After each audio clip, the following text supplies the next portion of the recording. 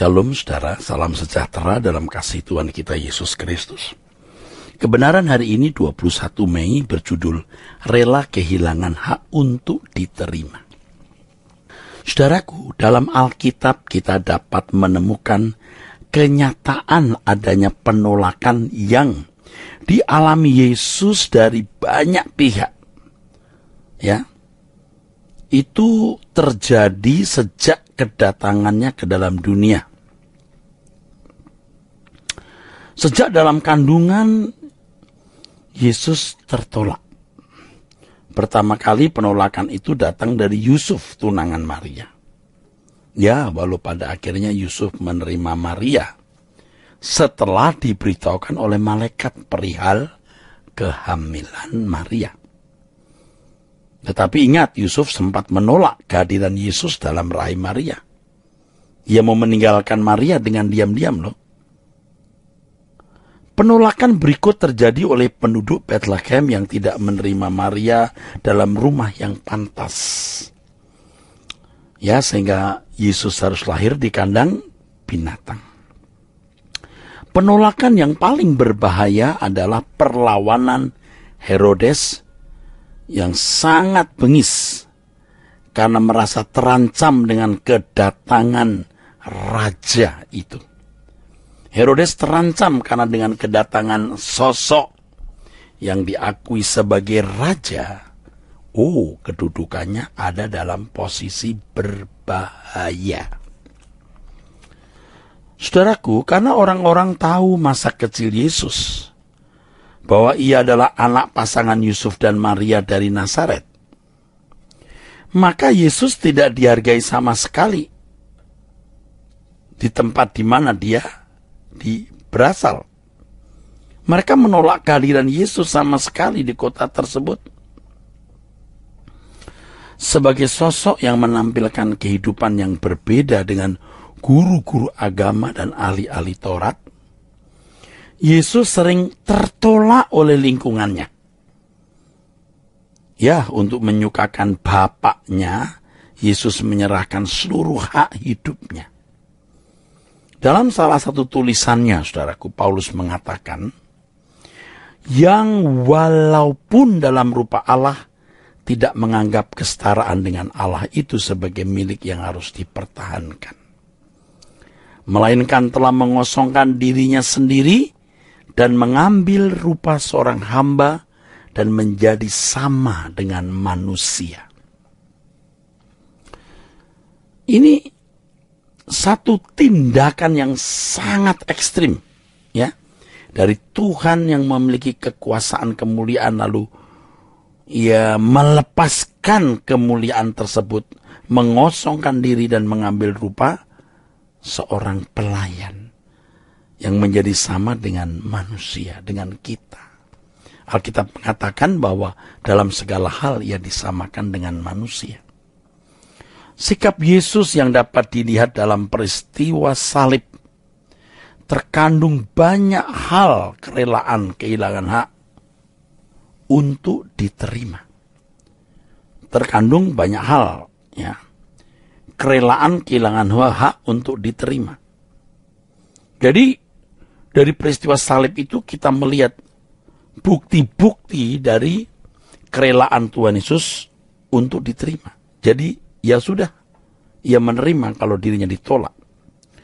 Yesus yang adalah Allah itu sendiri, Allah anak, di dalam keserupaannya dengan manusia, berani untuk tidak membela diri ketika seorang berkata kepadanya, "Hai, engkau yang mau merubuhkan bait suci dan mau membangunnya kembali dalam 3 hari, turunlah dari salib itu dan selamatkan dirimu."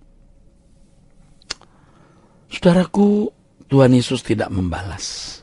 Ia diam. Kerelaan seperti ini adalah bentuk wujud yang dicontohkan Yesus agar dapat menjadi teladan kepada semua kita, pengikutnya, semua kita, orang percaya. Dalam kisah yang bertalian dengan kelahiran Yesus, Maria ibu Yesus menunjukkan kerelaannya untuk tidak diterima oleh lingkungannya. penyerahan sebagai budak yang hidup untuk kepentingan majikannya ditunjukkan oleh Maria ketika ia berkata, sesungguhnya aku ini adalah pelayan Tuhan. Jadilah padaku menurut perkataanmu itu. Ini pernyataan yang tidak main-main. Sebab ketika Maria menerima kehamilannya, wah, bisa diperhitungkan. Ia hamil tanpa suami, ini bisa menimbulkan penolakan yang hebat dari masyarakat Yahudi yang sangat moralis pada zamannya. Dalam hal tersebut Maria rela kehilangan apapun. Rela kalaupun harus diasingkan dari masyarakat, bahkan dirajam batu atau segala resiko lain yang harus ditanggungnya. Ia rela, saudara. Hal ini menunjukkan sikap yang sangat luar biasa dari wanita muda, wanita belia ini. Bisa dimengerti mengapa Allah memilih Maria menjadi ibunda dari Mesias. Jadi tidak mungkin Allah memilih Maria tanpa memperhitungkan kapasitas dari Maria yang begitu luar biasa. Tidak mungkin Allah bisa mempercayakan hal yang besar ini kepada seorang yang berkapasitas pantas untuk dipercayai.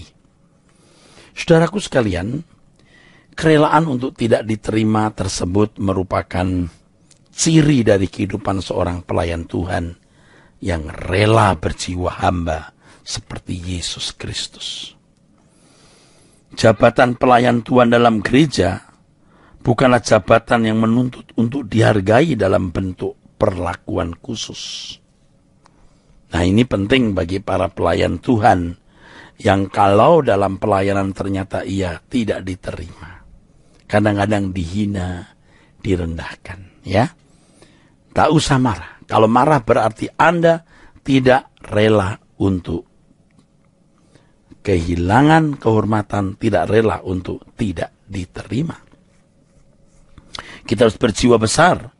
Untuk ini seorang pelayan Tuhan tidak harus atau tidak perlu memiliki atribut-atribut tertentu yang memberikan pancaran agar diterima sebagai orang istimewa dengan kewibawaan seorang rohaniwan. Dalam hal ini seorang pelayan Tuhan tidak menuntut mendapat tempat di hati jemaat yang dilayani. Bahkan sekalipun kehadirannya di suatu tempat tidak diterima, maka ia harus menerima realitas tersebut sebagai hal yang wajar. Tentu saja seorang pelayan Tuhan menghindari tindakan salah yang tidak terpuji yang membuat dirinya tertolak oleh masyarakat. Ingat ya saudaraku, ingat ini. Seorang pelayan Tuhan menghindari tindakan salah yang tidak terpuji, ya. Jangan berbuat dosa yang membuat dirinya tertolak oleh masyarakat. Saudaraku sekalian, di kota besar seperti Jakarta, Medan, Surabaya, dan lain-lain, di mana filosofi materialisme begitu kuat dan ditambah teologi kemakmuran yang diakui sebagai kebenaran oleh sebagian orang Kristen, keadaan ekonomi yang lemah seorang pelayan Tuhan dapat dicurigai atau dianggap sebagai tidak diberkati oleh Tuhan.